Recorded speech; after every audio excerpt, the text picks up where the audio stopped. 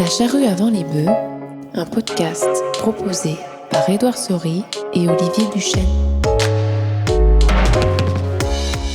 Salut Édouard. Salut Olivier. Aujourd'hui, on va parler de l'agriculture urbaine. L'agriculture urbaine, c'est un terme à la mode. Aquaponie, hydroponie, production sur les toits, murs végétaux, jardin partagé, jardin ouvrier, la liste de ces formes peut être longue. Mais sommes-nous sûrs de bien cerner ce que l'agriculture urbaine veut dire avant de nous questionner sur son rôle ? Service social, alimentaire ou environnemental ? Car oui, c'est un fait, actuellement la moitié de la population vit en ville. Alors on est en droit de se poser la question, agriculture et ville, contradiction, opportunité ou utopie ? La charrue avant les bœufs. Je fais tout mon jardin sans produits chimiques aucun. Ils abandonneront un peu la monoculture d'aujourd'hui. L'agriculture en Europe, elle est essentiellement industrielle. Pétrole pour labourer, pétrole pour les produits chimiques.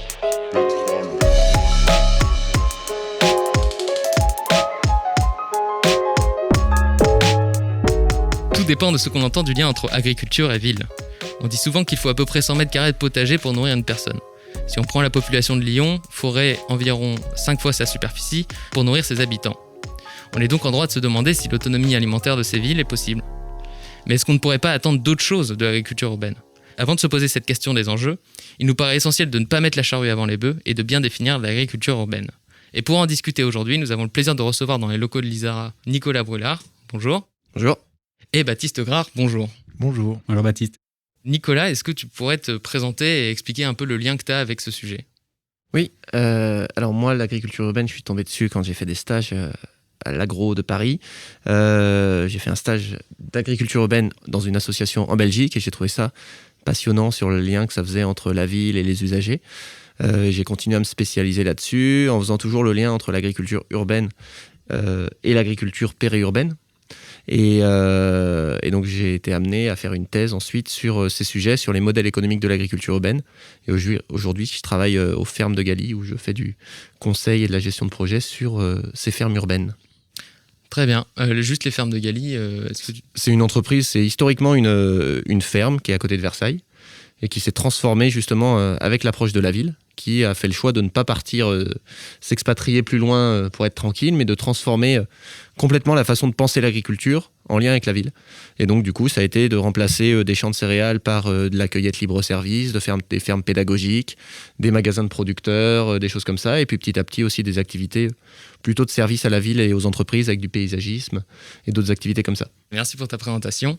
Baptiste, même chose.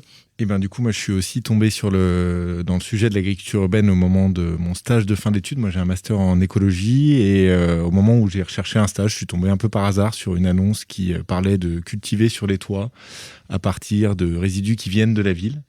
Et je me suis dit que ça avait l'air d'être un sujet relativement chouette et qui me permettait de travailler sur une chose qui me tenait à cœur, c'est-à-dire la transformation du milieu dans lequel je vivais, ou en tout cas de participer à cette transformation. Et donc j'ai d'abord fait un stage de fin d'études, puis une thèse sur le sujet de comment est-ce qu'on peut cultiver en toiture à partir de résidus qui viennent de la ville. Et par la suite, j'ai continué dans le milieu de la recherche, parce que par curiosité notamment intellectuelle et par intérêt pour le sujet, et notamment sur l'idée d'étudier les services écosystémiques que peuvent rendre des fermes urbaines. Voilà, et je viens d'arriver sinon à l'Isara, mais sur une thématique plus large qui est l'agroécologie. D'accord, bienvenue. Avant de discuter justement de cette notion des enjeux des services écosystémiques que tu as abordé, j'aimerais bien vous poser une question. C'est-à-dire que l'agriculture urbaine, quand on en discute, on a souvent en tête l'idée que c'est quelque chose de très moderne, très high-tech, on pense justement aux questions aquaponie, hydroponie, alors que pourtant dans l'une des 7 merveilles du monde, il y a bien les jardins suspendus de Babylone. Donc finalement, est-ce que ce ne serait pas une notion beaucoup plus ancienne ? Et comment on pourrait à peu près la limiter dans le temps, ou est-ce que c'est... Enfin, d'où ça vient en fait ? Je sais pas, je suis pas bien sûr historien, mais ce qu'on peut déjà dire, c'est que en effet, ça n'a rien de nouveau. Donc je sais pas si les jardins de Babylone ont existé en remontant pas aussi loin. On peut parler au 19e et 20e de l'avènement notamment des jardins ouvriers, notamment dans le nord de la France et puis ailleurs dans le monde. Et aussi dans une période relativement récente, au XXe, on peut parler de formes, donc à Paris notamment, mais de maraîchers parisiens qui étaient présents, y compris proches ou dans le cœur de Paris, et qui étaient des formes de culture intégrées à la ville, en lien direct avec la ville. Donc l'agriculture urbaine, non, ça n'a rien de nouveau. Après, là où ça peut être lié à une notion de modernité, on en parlera, je pense, mais c'est que les formes d'agriculture urbaine qui aujourd'hui émergent sont relativement nouvelles dans le type d'acteurs qu'elles drainent. Et par ailleurs, pour certaines, peuvent être vues comme modernes, en tout cas faisant référence à une image qu'on a aujourd'hui de la modernité, notamment par l'utilisation de nouvelles technologies. Mais en soi, c'est pas du tout une idée nouvelle. Et puis la dynamique de toute façon de développement de villes, de regroupement d'humains a fait qu'au fur et à mesure, la ville a grignoté l'agriculture qui l'entourait. C'est valable dans beaucoup d'endroits dans le monde. Donc cette agriculture urbaine n'est pas nouvelle et a toujours existé de fait.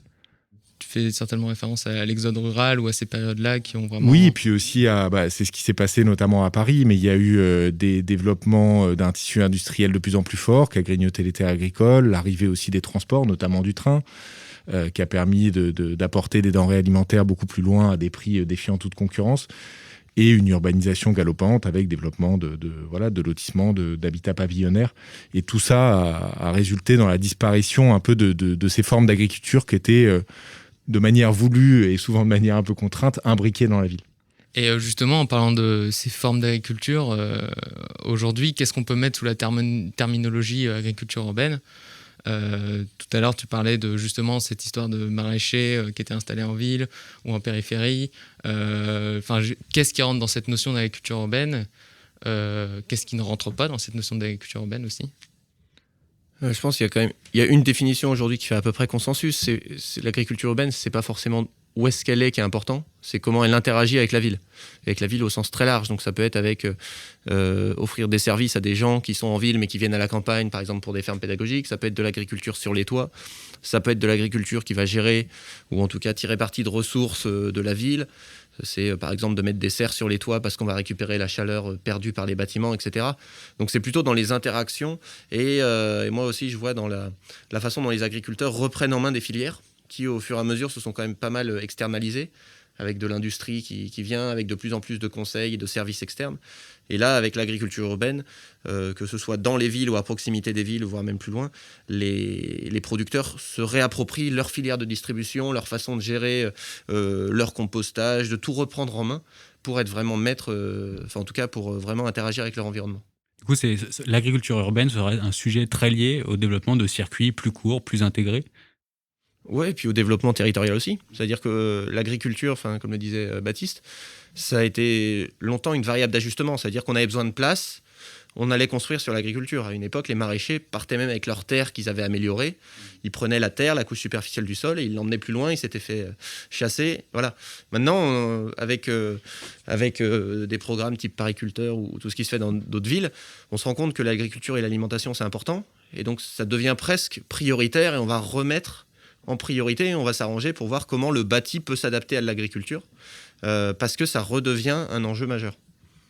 Pariculteur, c'est un programme développé par la ville de Paris pour encourager et permettre l'installation d'un certain nombre d'initiatives d'agriculture urbaine. Et juste peut-être pour rebondir, mais je pense donc 2 éléments de définition importants. En effet, ce lien avec la ville, les ressources, qui définit d'ailleurs ces maraîchers parisiens dont je parlais, là, qui ont inspiré des mouvements très contemporains, notamment de maraîchage bio-intensif. Là où ça a inspiré aujourd'hui ce mouvement du maraîchage bio-intensif. C'est quoi le bio-intensif pour toi, Baptiste ? Alors, pour moi... pour toi ou pour tout le monde ?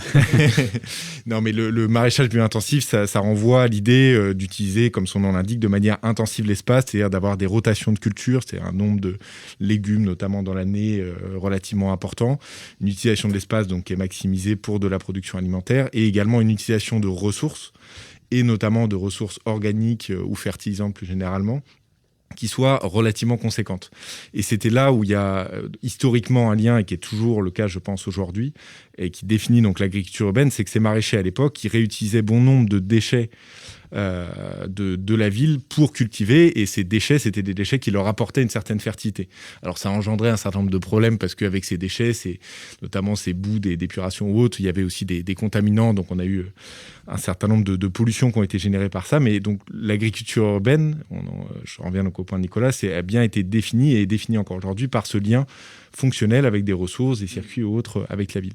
Et je pense qu'une autre caractéristique, c'est cette diversité, à la fois en termes de forme et de fonction, et qui renvoie pour moi a une caractéristique majeure des différentes formes, c'est l'adaptation. C'est-à-dire que l'agriculture urbaine, c'est une agriculture qui s'adapte à un milieu qui est extrêmement contraint. On a relativement peu d'espace, ce foncier est cher, donc on va aller, on va s'installer où est-ce qu'on peut trouver de l'espace, c'est-à-dire sur les toits, éventuellement sur les murs, mais en général c'est plus anecdotique, en plein sol, mais du coup avec des surfaces réduites. Et donc il va falloir s'adapter à ces contraintes et arriver à développer des types d'agriculture qui répondent à ces contraintes et puis répondent aux attentes qu'on va en avoir. Alors, vous allez nous en parler de ces différentes formes d'agriculture urbaine, ces différents types, mais juste pour faire un pas de côté, tous les deux, vous allez rentrer naturellement dans le sujet avec votre expérience aussi sur le territoire. En France, on parle de Paris, grosse métropole qui va peut-être avoir des moyens pour développer ce genre de thématiques. Est-ce que vous avez des expériences à l'international ou ailleurs qui vous permettent de aussi mettre en contraste, en regard un petit peu ce qu'on est capable de réfléchir ici en France, mais qui est peut-être pas forcément équivalent à l'agriculture urbaine ailleurs? Ou alors c'est homogène dans tous les territoires? Non, c'est pas homogène. Après, c'est une constante. C'est-à-dire que en ce moment, on met beaucoup de mots, il y a beaucoup de presse, il y a beaucoup de choses, mais l'agriculture urbaine a toujours existé. Dans beaucoup de pays, vous avez de l'agriculture interstitielle et c'est pas forcément non plus que de l'agriculture marchande. C'est-à-dire, on ne définit pas agriculture par le fait que des gens vont avoir un revenu avec. Il y a plein de gens qui ont un potager qui fait partie de leur alimentation. Il y a des gens qui élèvent des animaux en ville dans plein de pays. Il y a des gens qui retraitent plein de types de ressources, effectivement, pour se nourrir ou pour avoir un petit revenu complémentaire. Donc l'agriculture urbaine, il y en a vraiment partout dans le monde, sous différentes formes. Et après, comme disait Baptiste, c'est d'abord de l'adaptation. Donc, mais pas que de l'adaptation au contexte, c'est de l'adaptation au monde économique, aux normes sanitaires, à plein de choses qui ne sont pas les mêmes dans les pays. Mais les gens vont toujours trouver une façon de développer de l'agriculture, que ce soit pour manger ou que ce soit pour vendre, en fonction de leur contexte. En fait, si on veut une image un peu mondiale, il y a des chiffres de FAO qui sont en général très repris, mais qu'il y aurait 800 000 personnes qui seraient impliqués dans une activité liée à l'agriculture urbaine. Alors, ce chiffre renvoie à plein de questions, notamment comment est-ce qu'on définit espace urbain et autres, mais ça donne déjà une image. Je pense que l'autre chose qu'il faut avoir en tête, c'est qu'il y a quand même une grosse différence entre, on va dire, globalement l'hémisphère sud et l'hémisphère nord, avec des réalités, notamment en termes de fonctions, globalement dans l'hémisphère sud, des fonctions de production alimentaire qui sont plutôt primordiales, et dans l'hémisphère nord, on est plutôt sur des fonctions récréatives, de loisirs, pédagogiques ou autres, dont on va parler, mais qui sont prédominantes. Et donc des réalités territoriales très différentes et des histoires aussi très différentes, ou des formes d'agriculture urbaine, par exemple en Afrique, à Madagascar ou autres, où ces projets d'agriculture urbaine et ces exploitations existantes ou ces jardins existent encore aujourd'hui, ils sont encore très présents dans la ville. Donc ça, c'est aussi lié à des différences d'histoire urbaine, d'histoire de développement. Mais donc il y a déjà cette différence à avoir. Et puis, par ailleurs, sur la place dans l'alimentation aujourd'hui, souvent à ce chiffre de 800 000 personnes est accolé un autre qui, je crois, estime aux alentours de 20% la production agricole mondiale qui serait liée à l'agriculture urbaine. Alors pareil, ça pose énormément de questions, cette estimation, mais ça donne quand même une image et du coup, ça renvoie à ce que je disais, c'est-à-dire cette différence entre hémisphère sud et hémisphère nord. Et juste pour terminer sur ce petit aperçu à gros traits à l'échelle mondiale, il y a des différences aujourd'hui, notamment dans l'hémisphère nord, entre les pays qui sont, je pense, beaucoup liés aux sociétés. Alors, les réalités sont très diverses, mais globalement, on peut dire qu'aux États-Unis, il y a quand même un peu plus, je pense, de projets, tu diras, Nicolas, t'es d'accord, mais de projets notamment un peu plus high-tech, donc en hydroponie, de ce qu'on appelle des factory farms qui existent comme au Japon, alors que dans d'autres pays, comme en France, par exemple, on va retrouver des formes plus associatives. Donc, je pense qu'il y a des différences comme ça. Après, l'image est dure à donner, parce qu'il y a une telle diversité, je pense, entre les villes, même au sein d'une ville, entre les quartiers, qui est extrêmement grande. Et voilà. Tu parles d'hydroponie, de factory farm. Est-ce que justement, là, sur ces différentes formes, on pourrait préciser un petit peu tous les termes qu'on entend beaucoup dans les médias, hydroponie, aquaponie, pour peut-être citer les deux plus grands et les deux plus brillants de ces termes. Est-ce que vous pouvez nous donner des exemples concrètement et définir pour les auditeurs toutes ces techniques qui sont mises en place, à quel point elles peuvent être high-tech? Alors, je vais plutôt décrire les techniques parce que la notion de qu'est-ce qu'est high-tech ou pas high-tech est aussi... C'est une autre question. Non, c'est un vrai débat. C'est-à-dire que dès qu'on innove, on va dire qu'on est du high-tech. Des fois, et là, je reprends ce que disait Baptiste, selon les pays, ce qu'on va considérer en France comme high-tech, c'est le début de la technologie d'il y a 15 ans aux États-Unis. Donc, en fait, c'est aussi très, très contextuel. Voilà. Mais du coup, pour les termes, de base, déjà, quand on parle d'agriculture urbaine, généralement, on parle de plantes. C'est-à-dire que l'élevage, à part quelques abeilles, quelques poules, l'élevage, en tout cas en France, en Europe, et quelques moutons, l'élevage est assez peu développé. Donc on va parler plutôt de culture en ville et plutôt de l'équivalent du maraîchage à la campagne, donc produire des fruits et des légumes, des fleurs, des herbes. Voilà. De base, les plantes poussent dans du sol. Voilà. Quand on les met en ville ou dans des milieux plus artificialisés, on peut les mettre en hors-sol, c'est-à-dire qu'on va prendre de la terre, du terreau, enfin différents types de substrats, et la Baptiste pour corriger tous les termes, et on va planter les plantes dedans comme si elles étaient dans le sol naturel. Voilà. Et puis des fois, on ne peut pas le faire ou on ne veut pas le faire pour différentes raisons, qu'on n'a pas le substrat, pas le sol, on n'a pas la possibilité de mettre du poids, parce que la terre, c'est lourd. Donc si on est sur un toit, on ne peut pas forcément des fois mettre de poids. Donc on va chercher d'autres solutions. Et ces solutions, parmi elles, il y a l'hydroponie, où en fait on remplace le sol, la terre, par de l'eau. Et donc en fait, les plantes vont être tenues dans un système, c'est des sortes de gouttières en plastique la plupart du temps, et il va y avoir de l'eau qui va circuler au niveau des racines pour leur apporter ce dont elles ont besoin. De l'oxygène, de l'eau, et puis des nutriments. Voilà. Et donc là, ça va permettre aux plantes de se développer en essayant de recréer les meilleures conditions de culture pour elles. Là, souvent, on se base sur des engrais, ou sur des aliments, du coup, des nutriments pour les plantes qui sont minéraux, donc qui sont recomposés par l'homme. Voilà. Et du coup, c'est développé l'aquaponie depuis quelques temps, qui consiste à essayer de recréer des écosystèmes. Donc, on va prendre des poissons, nourrir ces poissons donc dans des bassins. Les déjections des poissons vont aller dans une sorte de filtre dans lequel elles vont être dégradées par des bactéries, des micro-organismes, qui vont les transformer en engrais, pour faire simple, pour les plantes. Et les plantes vont filtrer ces engrais et du coup rendre de l'eau qui est propice à la culture des poissons. Et donc on essaye de recréer complètement artificiellement un écosystème le plus naturel possible et de rééquilibrer tout ça. Et par rapport à parce que tu soulignais une différence entre les pays occidentaux qui sont plus axés sur des productions végétales, alors que dans d'autres pays, on pourrait avoir de la production animale qui serait qui serait au cœur des villes, tout simplement. Est-ce que tu sais pourquoi ces transferts de différents modes d'agriculture urbaine se sont pas faits ou se font pas? Est-ce que c'est pas accepté d'avoir des animaux en ville, en France, par exemple? Je pense qu'il y a pas mal une question de culture, effectivement, une question de normes aussi, sanitaires. Moi, j'ai bossé au Ghana. Au Ghana, quand tu roules sur la route en pleine ville, tu fais gaffe aux chèvres et aux poules. Mais c'est normal, les animaux sont là. Et un truc important qui a changé ça, parce qu'en France, c'était jusqu'à il n'y a pas très longtemps, il y avait aussi des animaux en ville. Et l'abattage des animaux se faisait dans les centres-villes. Parce qu'on n'avait pas de... Pardon.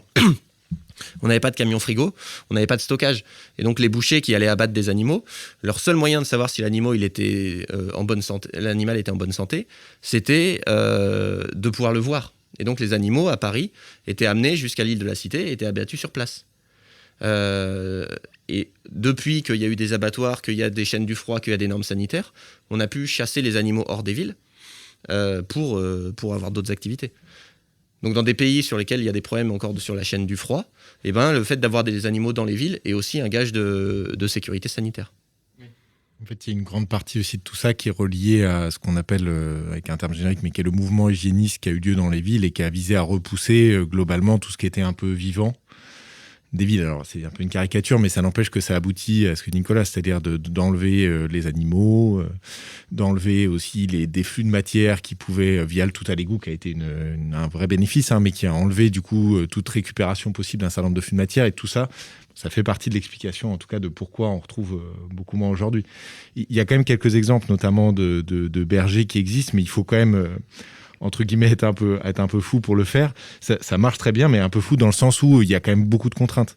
Parce que Nicolas, c'est-à-dire que sanitairement, ça demande à s'adapter à des textes et à un contexte qui n'est pas du tout celui dans lequel ça a été prévu initialement.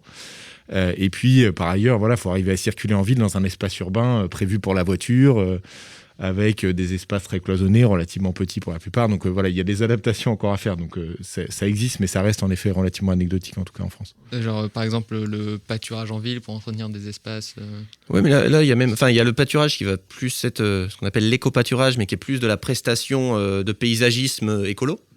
qui se développent. Et à côté, je pense, ce dont parlait Baptiste, c'est des gens qui sont vraiment des bergers.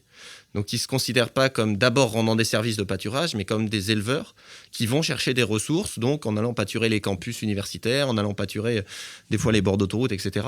Mais leur fonction première n'est pas de tondre la ville, leur fonction première est de produire de la laine, de la viande, du lait, etc. Donc, la logique économique n'est pas tout à fait la même. Et toi, Baptiste, quand même, sur le côté technique, si on tape potager sur les toits à Paris, il y a de fortes chances qu'on tombe sur toi par rapport à ce que tu as fait et tes travaux. Techniquement, Nicolas nous parlait du challenge de sécuriser les toits, du poids, de la masse, de créer des sols à partir d'éléments artificiels ou des résidus. Concrètement, techniquement, c'était compliqué, ton travail de créer un potager productif sur les toits de Paris? Oui, alors on ne tomberait pas sur moi, mais plutôt sur ce qui a été fait à l'agro, parce que ça a été bien sûr un travail collectif. Mais en fait, l'idée première qui a animé le travail, et donc pour répondre aussi à ta question, ça a été de se dire, on veut cultiver en toiture, quelle solution on a? Si on caricature à peine, on a une première solution qui est de la terre végétale, donc c'est-à-dire c'est l'horizon de surface, notamment d'un sol agricole, qui va être décapé et amené à un autre endroit et utilisé à cet endroit-là. Ça pose, on va dire, deux grands types de problèmes. Le premier, d'un point de vue environnemental, c'est une pratique qui est relativement peu durable, le sol n'étant pas renouvelable à notre échelle, ça met plusieurs centaines d'années à se créer. Et ça pose un autre problème que Nicolas a abordé, un problème technique qui est que c'est en général relativement lourd, notamment de par le caractère minéral des sols. Donc, c'est la première solution. Deuxième solution, c'est d'utiliser ce qu'on appelle des matériaux type terreau, qu'on a tous acheté un jour en jardinerie, mais qui sont en général à base de tourbe. C'est la définition même du terreau. Et cette tourbe, elle vient d'écosystèmes qui s'appellent des tourbières, qui sont notamment indispensables pour la biodiversité, l'épuration de l'eau, etc. Et ces tourbières, donc en France, on a réglementé ça, donc on les décape un peu moins. Mais aujourd'hui, on va chercher en Europe de l'Est et au Canada cette tourbe. Donc on draine des écosystèmes pour en extraire tout ce matériel et pour faire un substrat de culture. Donc on n'a pas non plus choisi cette solution-là, notamment pour des raisons environnementales. Et donc on est arrivé à une troisième solution dans le cadre d'un projet de recherche qui s'appelle T4P, pour Toit Parisien Productif Projet Pilote. Ça a été de se dire, on est en ville, il y a énormément de résidus urbains, notamment organiques, qui sont une mine d'éléments, notamment de nutriments. Tu as des exemples, c'est quoi les résidus urbains? Alors, le premier auquel je pense tout le monde pense, c'est le compost. Donc, il y a différents types de compost, du compost de déchets verts qui vient de l'entretien des espaces verts, un compost dit de biodéchets, donc qui peut être fait à partir de nos épluchures de cuisine. Et jusqu'à récemment, par exemple à Paris, mais je crois que c'est aussi le cas à Lyon, la plupart des personnes en ville ne compostent pas leurs épluchures de cuisine qui partent à la poubelle. Et donc globalement, ça revient à brûler de l'eau, donc ce qui est une aberration complète, parce que ça part la plupart du temps en incinération. Et des exemples peut-être un peu plus marrants, entre guillemets, mais c'est par exemple du marc de café qui peut aussi être utilisé en partie pour produire des champignons ou de la drèche de bière. Bref, il y a tout un tas de résidus qui peuvent être combinés ou pas, qui peuvent être utilisés. Et globalement, ce qui est intéressant, c'est qu'ils sont riches en nutriments et puis qui répondent aux autres propriétés évoquées par Nicolas. C'est-à-dire qu'une plante, pour pousser, ça a besoin d'air, ça a besoin d'eau, puis ça a besoin de nutriments. Donc, nous, la question, ça a été de réutiliser donc, ces ressources de la ville et de les utiliser sur un toit. Et sur un toit, les grosses contraintes, donc je reviens à ta question, c'est le poids. C'est également l'accessibilité. Bon, sur l'accessibilité, le substrat ne va pas changer grand-chose, mais le poids, l'avantage d'utiliser ces déchets notamment organiques, ces résidus organiques, c'est qu'ils sont relativement légers. Ils ont globalement une densité qui est 2 fois inférieure à celle de la Terre. Donc l'idée, ça a été de voir comment est-ce qu'on peut combiner ces résidus pour arriver à recréer des sols, mais qui ne sont en fait pas des sols, parce qu'on va plutôt les appeler substrats ou technosols, qui sont en fait une combinaison de ces matériaux pour répondre aux différentes fonctions qu'on a évoquées. Et donc nous, tout l'enjeu des recherches, ça a été de voir comment est-ce qu'on peut les agencer et comment est-ce que dans le temps, surtout, ces sols vont évoluer. C'est-à-dire qu'il y a bien sûr énormément de choses qui se passent, ça se tasse, il va y avoir du drainage, des pertes de nutriments, et donc voir comment est-ce qu'on peut arriver à conduire des systèmes de culture, en maraîchage notamment, mais qui perdurent dans le temps grâce à ça. Et avec une contrainte qui était forte. Donc, première contrainte, c'était bien sûr d'utiliser uniquement des résidus qui venaient de la ville. Et deuxième contrainte, c'était de ne pas fertiliser autrement qu'en apportant ces matériaux éventuellement annuellement. Voilà. Et donc ça a été vraiment le cœur des recherches sur lesquelles j'ai travaillé, notamment en thèse. Et je trouve que c'est une question qu'on néglige quand même très souvent, qui est une question souvent un peu cachée, alors qui commence à remonter maintenant, mais dans l'aménagement des espaces globalement verts en ville, c'est cette question de d'où proviennent les matériaux. C'est-à-dire qu'on aménage des espaces avec des quantités monstrueuses de matériaux, mais on ne s'interroge pas souvent, on va dire, sur leur provenance, leur qualité, puis la durabilité de cette pratique, quoi.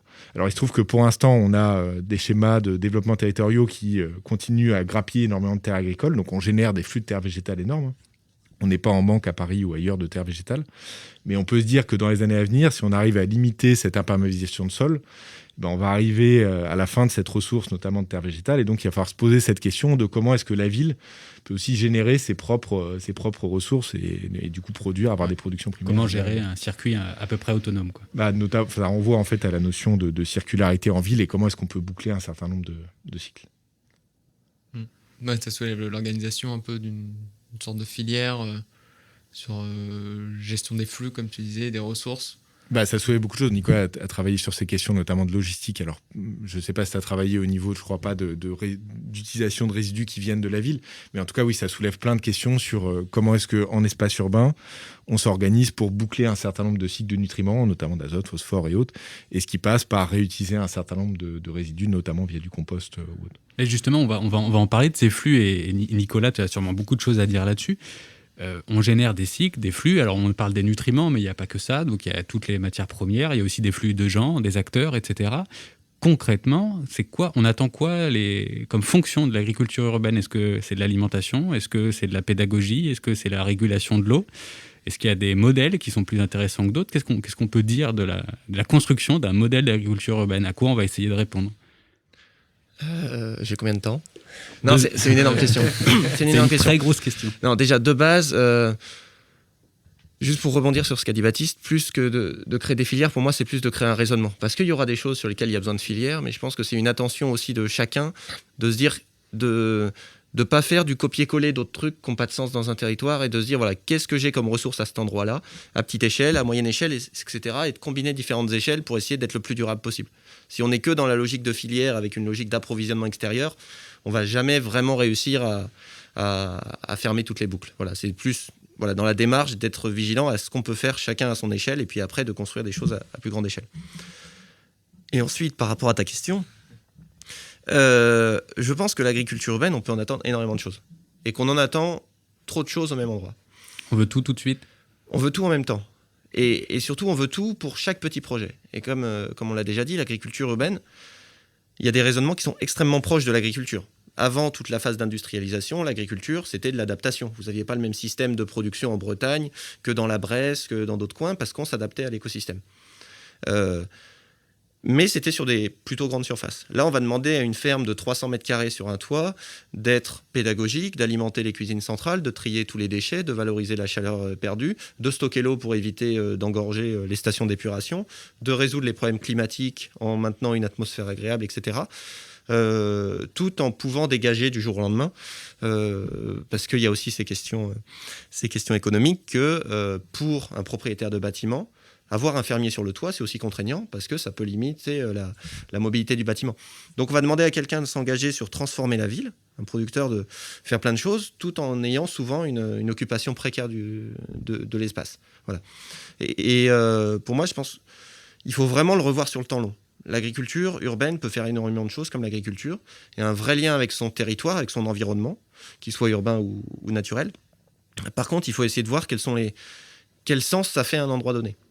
Et on le voit avec des projets un peu extrêmes. Vous pouvez avoir du jardin partagé en pied d'immeuble, où là, le but principal, c'est l'alimentation des gens et la convivialité.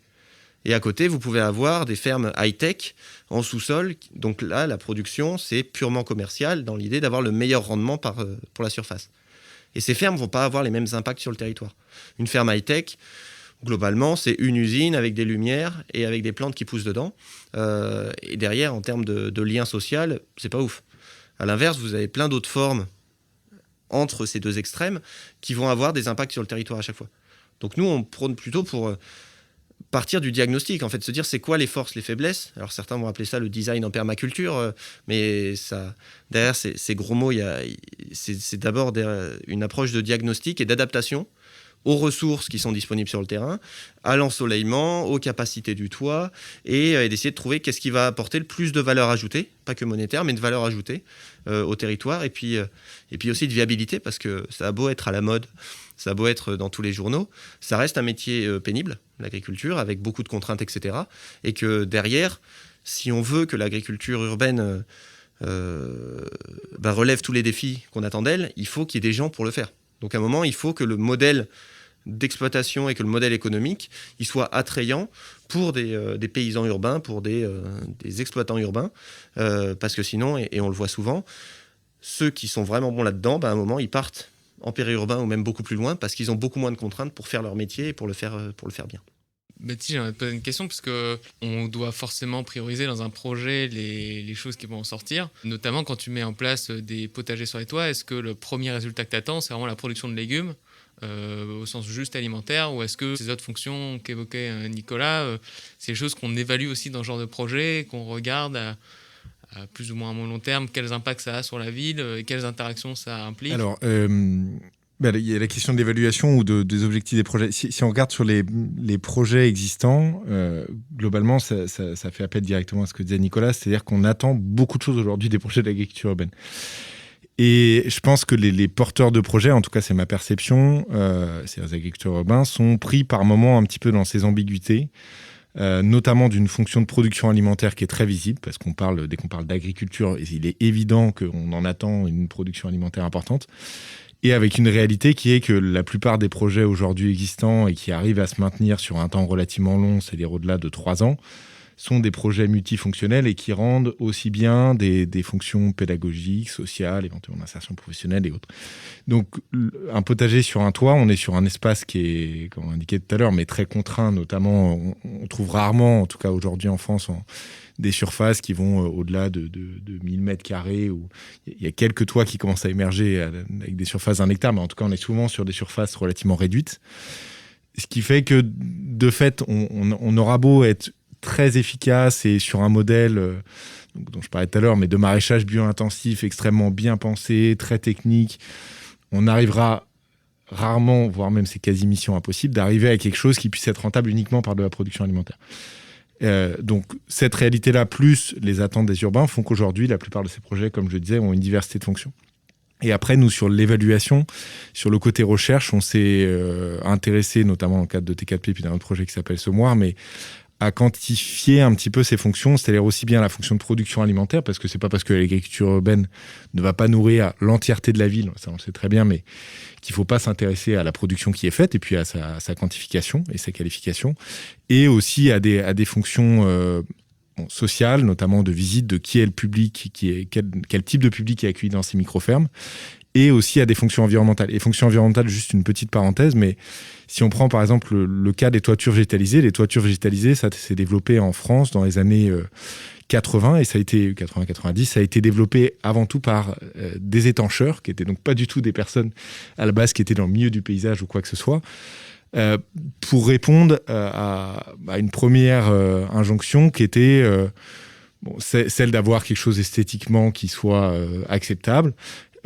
Un besoin d'isolation et également une volonté de certaines villes de favoriser la rétention d'eau. Parce qu'en ville, on fait face à un problème environnemental majeur, parmi d'autres, mais qui est l'imperméabilisation des sols, qui fait qu'on draine un certain nombre de contaminants tout en générant des flux d'eau qui saturent en général nos réseaux d'assainissement. Et donc, en réponse à ce besoin, notamment de rétention d'eau, on a commencé à avoir le développement de toitures vertes et de toitures vertes tout de suite. Et enfin, tout ça pour dire qu'on attend aussi de ces espaces d'agriculture urbaine ces fonctions environnementales tout en leur demandant d'autres fonctions. Et du coup, ça, on arrive à les chiffrer, ou est-ce que c'est quelque chose qui est important quand on développe un projet, justement, je vais appeler ça des externalités positives, entre guillemets, mais est-ce qu'on doit chiffrer justement sur typiquement la rétention d'eau? Est-ce qu'on arrive à mettre un prix dessus et que c'est quelque chose qu'on peut vendre quand on fait un projet d'agriculture urbaine? Et du coup, ça a rentré dans les produits finis? On peut le vendre, mais on ne peut pas le chiffrer. Non, c'est-à-dire qu'aujourd'hui, ça dépend vraiment de qui est l'initiateur du projet. C'est-à-dire qu'aujourd'hui, ce qu'ils font dans l'agriculture urbaine, donc on est dans la ville, donc ça dépend beaucoup de la volonté des services d'urbanisme de dire vous allez mettre de l'agriculture urbaine ici. Et donc les services d'urbanisme peuvent exiger des architectes, des promoteurs qui vont construire des terrains, de dire vous vous engagez à respecter telle norme sur l'agriculture urbaine, sur la rétention d'eau, etc. Et donc, à partir de là, les promoteurs vont discuter avec des exploitants, des agriculteurs urbains, pour leur dire, voilà, faites-moi une ferme, j'ai pas de sous, mais débrouillez-vous pour me faire une ferme qui marche, et vous avez 200 mètres carrés, et vous allez être très riche. Après, l'exploitant va faire un peu de pédagogie et lui expliquer que les marges sont pas ouf. Et concrètement, on va arriver à des systèmes où, en fait, ça va être le projet immobilier qui va plutôt payer, lui, une partie de l'investissement lié à l'agriculture urbaine, qui va remplir ses fonctions écosystémiques de récupération d'eau, des fois d'îlots de fraîcheur ou des fois même de pédagogie ou d'autres choses. Parce que ça rentre dans la construction urbaine et parce que c'est impossible de faire rentrer des investissements de cet ordre-là dans une économie d'entreprise agricole à cette échelle. Donc c'est payé par l'ensemble des acteurs qui vont construire le projet urbain avec de l'agriculture urbaine. Mais aujourd'hui, je ne connais pas de projet sur lesquels un agriculteur urbain tout seul a été capable de répondre aux exigences de rétention d'eau, notamment liées au bâti, pour une collectivité. Mais en même temps, c'est, je pense aujourd'hui, les producteurs urbains qui apportent une partie de cette expertise et de cette vision de ce que peut faire leur ferme et de comment on passe d'une exigence environnementale, réglementaire, à quelque chose où on va aussi pouvoir créer de la valeur, en plus de ça, de la valeur paysagère, qui est importante aussi dans la ville. Hein. L'agriculture a ce rôle-là de créer une ambiance dans la ville, de la biodiversité, de créer aussi de la pédagogie parfois, de l'accueil événementiel, et puis de la production alimentaire. Sur cette question de quantification, on peut dire aussi que scientifiquement, on va dire qu'on est capable de mesurer ces choses-là. On est capable de mesurer combien d'eau retient un sol, combien il stocke de carbone, quel est éventuellement son impact sur l'isolation du bâtiment. Mais la question clé, c'est vraiment comment est-ce qu'on retranscrit ça éventuellement en termes économiques, et puis surtout qui est prêt derrière à payer pour ça. C'est-à-dire que c'est les questions que ça génère. C'est est-ce que les collectivités aujourd'hui sont prêtes à payer, rémunérer pour un certain nombre de services ou des acteurs privés ou autres, les projets d'agriculture urbaine. Moi, dans ce que tu dis, Baptiste et Nicolas aussi, j'ai l'impression qu'il y a dans ce sujet-là quand même un rôle central de tout ce qui est politique publique, collectivité. Est-ce que c'est le cas ou est-ce qu'il y a quand même des projets qui peuvent se passer de financement public ou de politique d'action Ah oui, il y a des projets qui peuvent s'en passer. Parce que aussi justement quand on rentre dans les flux du bâtiment, ça s'adapte en fait au contexte. Mais c'est-à-dire qu'aujourd'hui, par exemple, tout ce qui est le tri des biodéchets devient de plus en plus coûteux pour tous les gens qui vont, les restaurants, tous les gens qui vont émettre des déchets organiques. Donc à partir du moment où l'agriculteur urbain est capable de dire vous avez un coût, moi je vous enlève ce coût et ça me permet de créer de la fertilité dans ma ferme. Il y a des choses où le politique en tant que tel n'intervient pas à l'intérieur de ça. On n'a pas forcément besoin d'attendre qu'un maire, qu'un élu donne son aval et son chèque pour que ça se passe. Non, par contre, ça peut être fortement aidant. À Paris, quand il y a eu un changement du plan d'urbanisme qui a autorisé la construction de serres en toiture, quand il y a eu tout le projet pariculteur qui a fait de l'ingénierie, qui était faite au début surtout de la mise en relation et d'essayer au fil des éditions de détricoter tous les blocages qu'il pouvait y avoir. Donc là, le politique a un rôle à jouer, mais à différentes échelles. Et après, le politique a aussi un rôle de signal à jouer. C'est-à-dire qu'à partir du moment où le politique dit « je vais me réapproprier l'agriculture, je vais me réapproprier ça », ça envoie un signal et ça met en route un paquet de gens derrière. Et du coup, là-dessus, moi, par rapport aux services écosystémiques, je pense que l'agriculture urbaine, son gros point de faiblesse ou sa plus grande vertu, c'est qu'elle apporte aussi des thématiques qui étaient complètement extérieures à la ville. Justement, dans ce que disait Baptiste sur la logique hygiéniste, on avait enlevé tout ce qui était... on le voit avec des L214, etc. Mais on avait enlevé la mort des animaux, on avait enlevé les conditions d'élevage, on avait enlevé la gestion des déchets avec les stations d'épuration, on avait enlevé plein de choses qu'on n'avait plus envie de voir en ville. On avait la question de la qualité de l'alimentation, de la transformation, de la pollution des sols. Tout ça, c'était loin des vies urbaines. L'agriculture urbaine se fait beaucoup critiquer par rapport à la pollution, par rapport aux engrais, par rapport à tout ça, mais qui sont en fait des réalités quotidiennes de toute l'agriculture dans le monde. Et donc, elle a, pour moi, le gros mérite d'apporter à la vue de tous des questions et de faire que la population peut se réapproprier ces sujets aussi avec une vision un peu plus globale. D'accord. Est-ce que, Édouard, tu penses que ce serait le moment de sortir la carte blanche ? On peut encore un peu discuter. Moi, j'avais une question sur... je pense que c'est une question que vous avez dû voir passer plusieurs fois, sur la gestion des déchets humains, enfin des déjections. Est-ce que vous savez où est-ce qu'on en est ? Est-ce qu'il y a toujours ces problématiques on n'arrive pas trop à valoriser ça ? Ou est-ce qu'on arrive maintenant à le réinjecter en tant que matière organique dans des projets d'agriculture urbaine ? Ou est-ce que vous avez des connaissances de projets là-dessus ? Oui, complètement. C'est lié à ma carte blanche, du coup, je sais pas si j'ai envie de dévoiler ça, mais ce qu'on peut dire quand même, et du coup, je ne dirai pas la carte blanche, c'est pas très grave. Il y a des projets qui existent, notamment que je connais, c'est le projet Okapi qui est porté à Paris. Il y a un biais parisien autour de cette table, mais parce que je pense qu'on a des connaissances si autour de ça, bien qu'habitant à Lyon. Mais donc, il s'appelle Fabien Esculier, le chercheur qui porte ça, et ce projet donc Okapi s'intéresse à la question des urines. Après, donc, voir comment est-ce qu'on peut réutiliser les urines en agriculture d'un point de vue général. Et il y a eu des tentatives du côté de l'agriculture urbaine. Après, des exemples de projets. Il y a des exemples de projets qui l'ont fait en tant que test. Après, dans d'autres pays, ça se fait. En France, il y a des problèmes d'autorisation. Mais je ne vois pas pourquoi ça ne se ferait pas dans les années qui viennent. C'est quand même un sujet qui est important. Un vrai enjeu de décharger justement tout ce qui est stations d'épuration, etc. Et derrière, c'est une ressource quand même énorme parce que la production d'engrais, notamment d'engrais azotés, est responsable de pas mal de gaz à effet de serre aussi et de consommation de pétrole. Donc les enjeux derrière sont énormes. Donc je pense qu'il y a encore quelques freins réglementaires ou de besoin derrière de vérifier qu'il n'y a pas de soucis sanitaires là-dessus. Mais il y a plein de pays européens qui sont en train de faire des programmes, qui le testent. Et en France, il y a plusieurs programmes de recherche là-dessus. Donc pour moi, c'est juste une question de temps que ça passe dans les mœurs, dans la loi et qu'on adapte les filières. Mais il y a quand même pas mal d'indicateurs qui, selon moi, font qu'on va les valoriser. Parce que c'est aussi, sinon, c'est de la perte financière et tout ça. On a des ressources gratuites. Oui, parce qu'au final, c'est une question qui est commune aussi en agriculture un peu plus rurale, sur la question de la fertilisation minérale et organique, et sachant qu'il y a l'élevage qui peut répondre à ça, alors qu'en ville, comme on parlait d'interaction et de ressources, on n'a pas l'élevage, mais on a les hommes.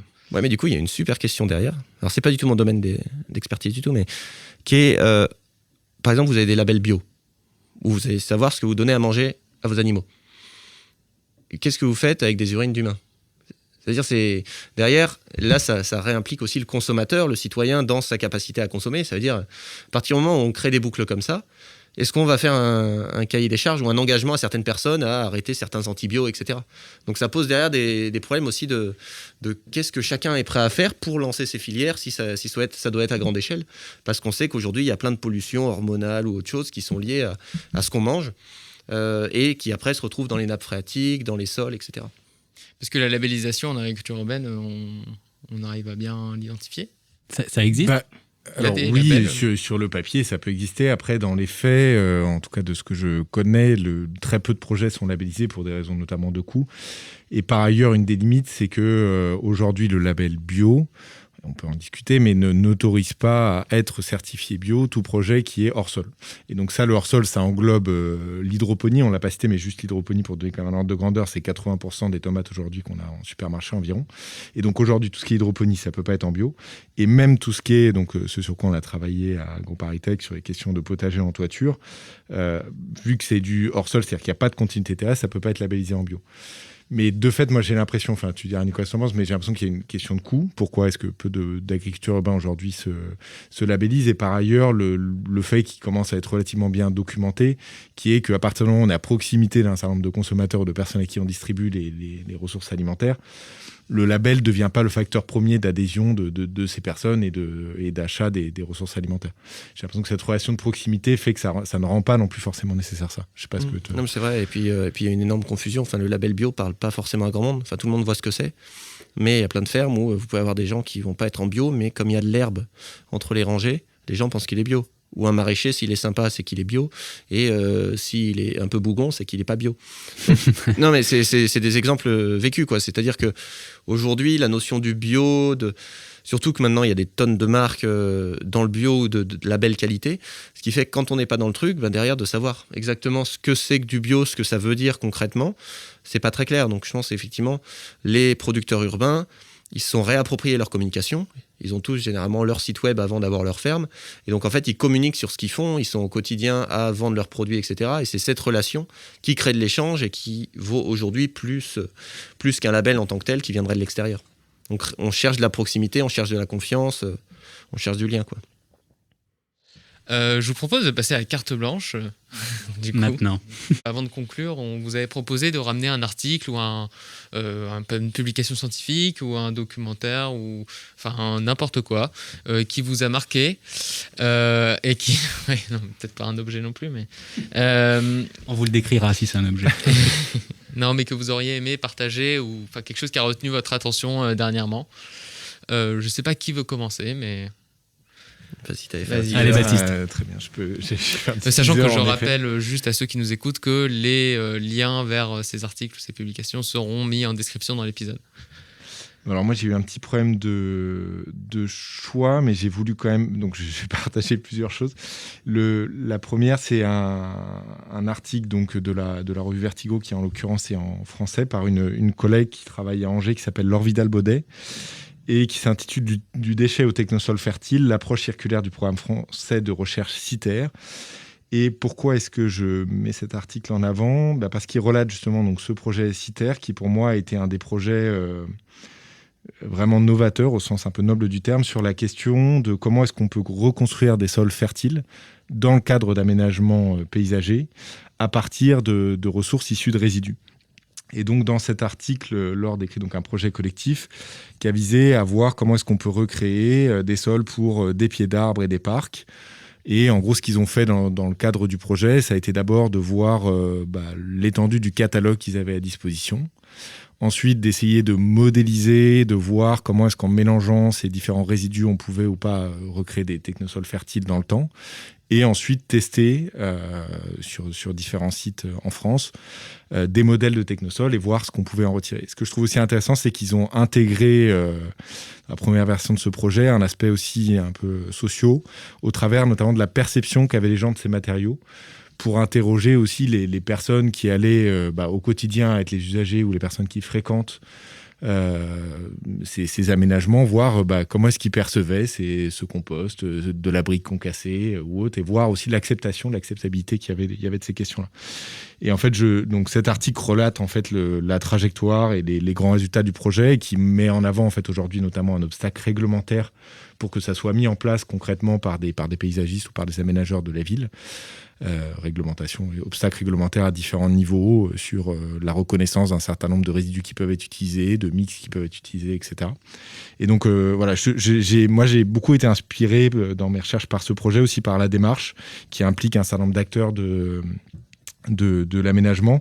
Et donc cet article, il est lié à un autre ouvrage auquel je renvoie, qui est un livre qui s'appelle Créer des sols fertiles, qui est donc un ouvrage collectif issu de ce projet. Et Baptiste, voilà, il triche. Il donne 2 documents. Mais j'en donne Il a même le un droit. troisième si j'ai le droit. C'est une petite vidéo, donc je donne 3 formats, livre, article, qui est une vidéo donc, de la personne dont on a parlé, c'est-à-dire Fabien Esculier, qui a soutenu sa thèse, je crois, en 2019. Et c'est une vidéo qui fait 180 secondes, correspondant au format que peut-être certains connaissent, qui est ma thèse en 180 secondes. Et donc, il parle dans cette vidéo de sa thèse sur les systèmes d'alimentation et d'excrétion des systèmes alimentaires urbains.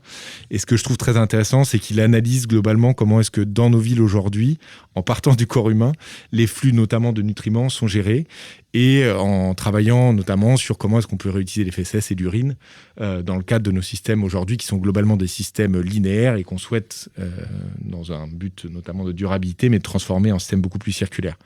Voilà. Et notamment, un des chiffres, je trouve, marquant de ce qu'il a pu faire, c'est que le taux de recyclage de l'azote aujourd'hui en ville, en tout cas en Ile-de-France, est de 5%.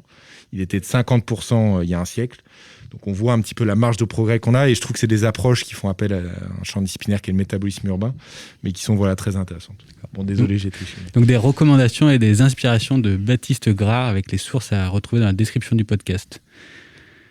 Nicolas. Moi, c'est pareil, j'ai 3 sources. Ah. La première, je vais y aller vite parce que elle n'est pas lisible par tout le monde.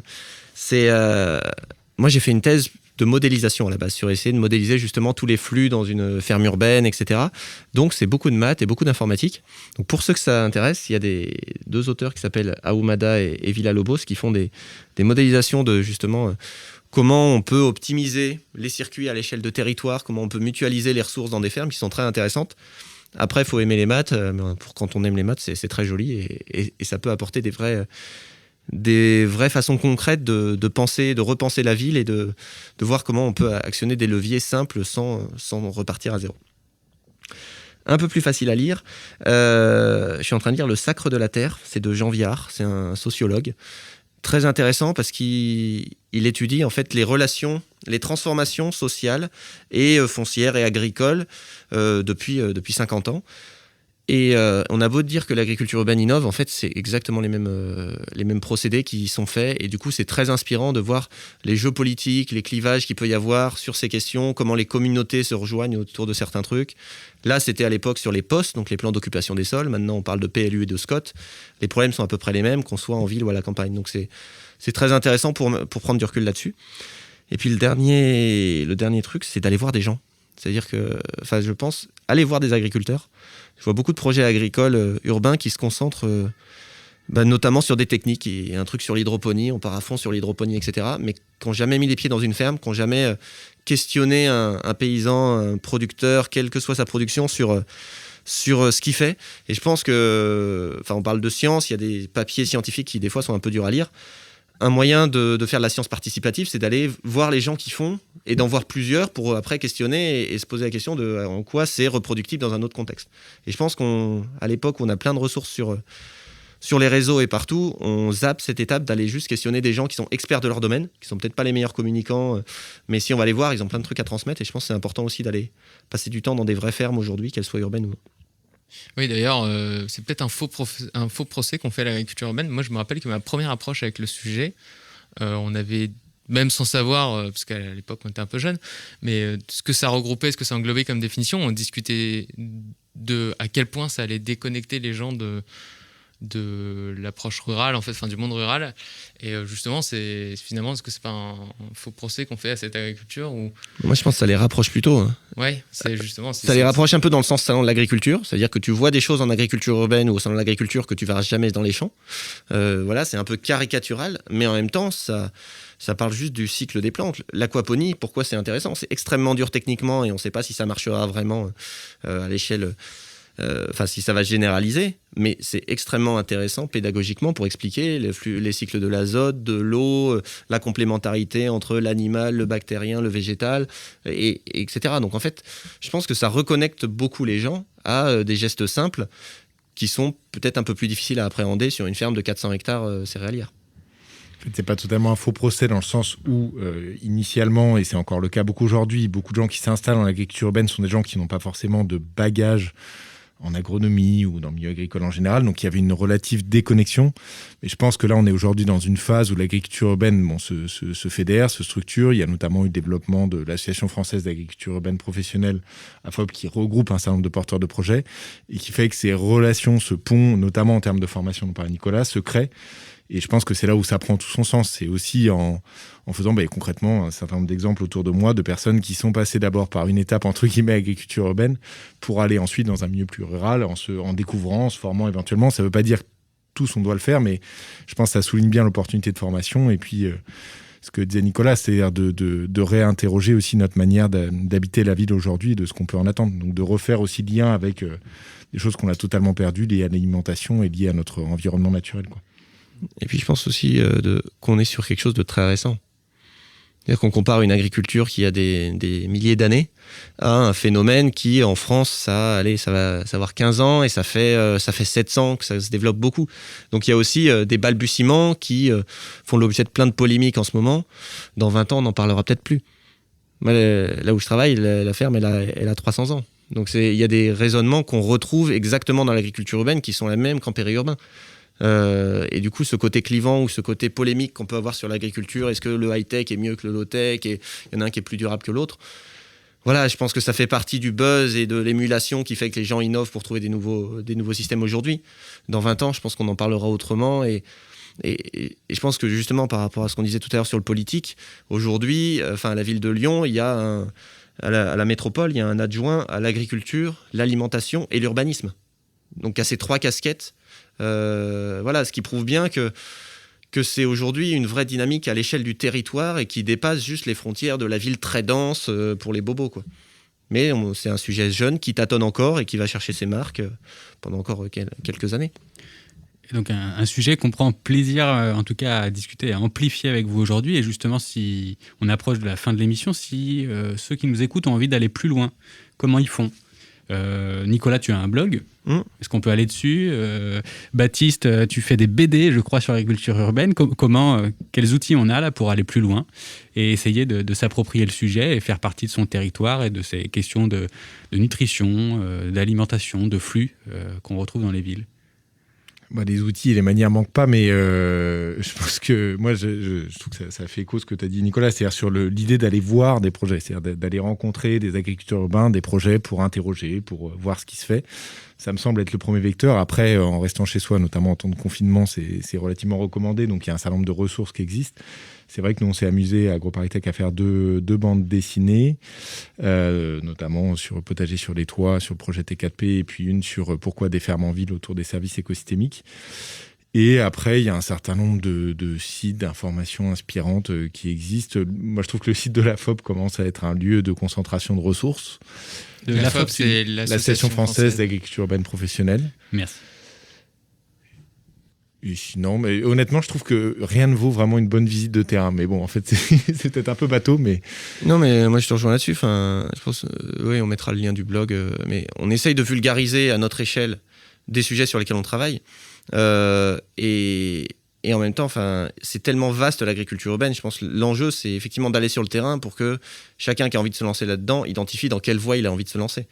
Et donc pour ça, il y a des tas de livres aujourd'hui, il y a des tas de ressources, il y a les réseaux sociaux qui permettent de suivre ces thématiques, etc. Donc je pense qu'il faut juste se lancer dans le sujet, aller voir des gens, se confronter à la réalité, et puis après, toutes les portes sont ouvertes.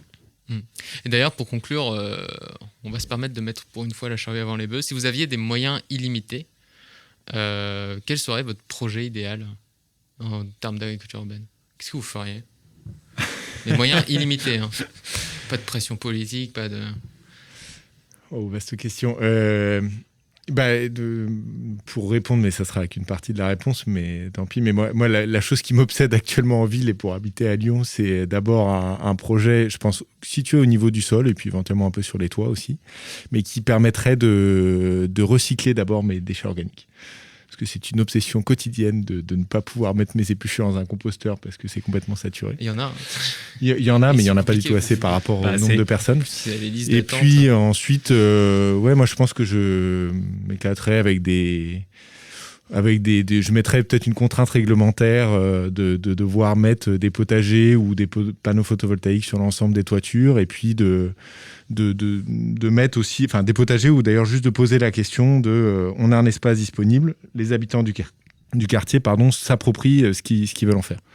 Pardon, pour revenir juste à un point, une idée qui me semble importante, c'est qu'aujourd'hui l'espace urbain a été pensé vraiment pour de la mobilité, et donc dans un monde idéal avec un maximum de moyens, j'aimerais bien reposer cette question de la rue qui est en bas de chez nous, le toit qu'on a au-dessus de nos têtes, à quoi est-ce qu'ils servent et est-ce qu'ils répondent réellement aux aspirations et puis aux besoins des habitants qui sont autour. Et je trouve qu'aujourd'hui, il y a une déconnexion qui est quand même assez forte. Je ne sais pas si c'est très clair, mais voilà mon aspiration. Je pense que je vais dire à peu près la même chose. Aujourd'hui, il y a les moyens techniques et il y a quand même beaucoup de choses qui sont disponibles pour créer des choses, des quartiers, créer des villes qui sont beaucoup plus circulaires, qui recyclent beaucoup plus et qui, à côté, sont beaucoup plus agréables à vivre. Où on n'est pas sur l'opposition, tu veux pas le progrès, on va retourner à la bougie. Qu'aujourd'hui, avec l'agriculture urbaine, avec le végétal en ville, on peut avoir des villes qui sont beaucoup plus agréables à vivre, beaucoup plus adaptées à nos besoins. Mais ça demande de repenser effectivement la façon dont on fait la ville et donc aussi la façon dont on vend la ville. Parce qu'aujourd'hui, la ville est beaucoup construite sur des questions économiques, mais des questions économiques au moment du lancement du projet, et pas forcément sur la durée de vie du projet, sur tous les impacts positifs ou négatifs à côté. Donc je pense qu'aujourd'hui, il y a des vrais outils là-dessus. Il commence à y avoir des projets sur lesquels on peut vraiment commencer à s'amuser, à s'exprimer sur ce métabolisme urbain. Et donc moi, j'aimerais bien que ça aille plus vite là-dessus, pour qu'on crée des boucles plus vertueuses et derrière beaucoup de plaisir au quotidien. Non, juste une dernière chose, mais pour rebondir par rapport à ce que tu disais aussi, Olivier, sur, je crois, notre appétence tous les deux pour vulgariser sur le sujet de l'agriculture urbaine. Moi, c'est aussi une volonté de communiquer sur un sujet qui est aujourd'hui, vous l'avez dit en introduction, très à la mode, très visible, mais sur lequel il y a aussi un certain biais médiatique par moment de perception, et notamment pour moi qui fait appel à notre relation aujourd'hui sociétale à la technologie en général. Et donc on a tendance à voir beaucoup dans les médias des projets très hydroponie à l'intérieur des bâtiments, avec des éclairages artificiels, donc avec un niveau de technologie relativement élevé. Et c'est vrai que moi, j'ai toujours eu envie, en tout cas dans les communications, de montrer déjà que c'était pas forcément la réalité majoritaire en France, et puis d'essayer à ma petite échelle et à ma manière, mais de poser cette question autour de laquelle on tourne, là, qui est de savoir concrètement qu'est-ce qu'on attend aujourd'hui de ces espaces en ville et qu'est-ce qu'on peut en attendre. Donc en tant que chercheur, l'idée c'était d'éclairer l'univers des possibles, et notamment au travers de cette question de recycler les cycles, de recycler des nutriments à l'échelle de la ville, au travers notamment de la recréation de sol. Et si je peux me permettre un dernier point. Et puis dernier rebondissement de Nicolas. J'allais en faire un. Non, mais je pense que c'est aussi la priorité, pour moi, c'est aussi que les gens fassent de l'économie et de l'entrepreneuriat. C'est-à-dire qu'on voit beaucoup de projets qui sont demandés, on demande beaucoup de choses, les collectivités vont investir beaucoup dans des projets qui sont pas viables du tout. L'agriculture est déjà un monde extrêmement biaisé économique parce que c'est très subventionné pour que tout le monde ait des prix d'aliments très bas. Et donc, pour moi, la priorité, c'est de créer des modèles économiques viables pour que les gens qui vont exploiter ces fermes puissent en vivre et puissent les faire évoluer en fonction des attentes de la société. Mais si on n'a personne pour faire l'agriculture demain, pour exploiter la ville, pour la faire vivre, on pourra faire tous les projets qu'on veut, derrière, ça ne marchera pas. Il faut créer des vocations aussi dans ce domaine-là. Les vocations, je pense qu'il y en a beaucoup, et il y a aussi beaucoup de découragement à un moment de voir que malgré la vocation et malgré le boulot, il n'y a pas de rémunération derrière parce que ça reste les secteurs encore classés primaires dans l'économie. Il faut regarder à l'INSEE, vous avez 2 catégories, vous avez chef d'entreprise et vous avez agriculteur, c'est pas la même catégorie. Donc on est encore dans un schéma assez ancien de l'agriculture, et je pense qu'il y a beaucoup de vocations, beaucoup de gens qui veulent s'y mettre, mais une difficulté à trouver des modèles économiques viables aujourd'hui. Et je pense que c'est vraiment l'accent de donner les conditions aux gens qui ont envie de pouvoir faire leur vie et leur carrière sur un toit, au sol ou dans une ville. Merci à vous deux pour vos interventions et votre participation. Ça nous a fait très plaisir de vous recevoir. Merci donc Baptiste Grard et Nicolas Brulard pour votre intervention. Merci à vous. La charrue avant les bœufs. Merci d'avoir écouté cet épisode jusqu'au bout, on espère qu'il vous a plu. Merci également à Lizara de rendre ce podcast possible.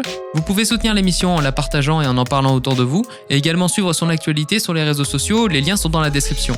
Rendez-vous au prochain épisode, salut!